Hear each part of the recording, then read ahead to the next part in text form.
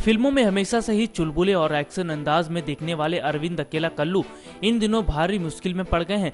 जी हां, आपको बता दें कि बीते दिनों पहले कल्लू पुलिस वालों से हाथापाई करते हुए नजर आ रहे थे। इतना ही नहीं, हाथापाई के दौरान कल्लू की शर्ट भी फट गई थी। दरअसल ये पूरा मामला क्या है, आज हम आपको अपनी इस रिपोर्ट में बताने वाले हैं। हम जानते हैं कि आपके मन में कई तरह के सवाल सामने आ रहे होंगे कि आखिर भोजपुरी के सुपरस्टार की लड़ाई पुलिस वालों के साथ क्यों हो गई।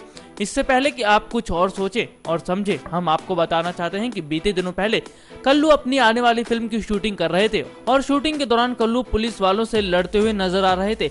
सबसे बड़ी बात तो यह है कि इस फिल्म के बारे में कल्लू ने कहा कि इस फिल्म में काम करके उन्हें काफी अच्छा लग रहा है। अपनी बातचीत के दौरान कल्लू ने कहा कि इस फिल्म की शूटिंग जंगलों में की जा रही है। इससे पहले उन्होंने कभी इस तरह की शूटिंग नहीं की है। कल्लू ने कहा कि इस फिल्म की कहानी काफी अच्छी है और दर्शक इसे देखने के लिए सिनेमा घरों में जरूर जाएं। नेक्स्ट 9 न्यूज रूम से राहुल की रिपोर्ट।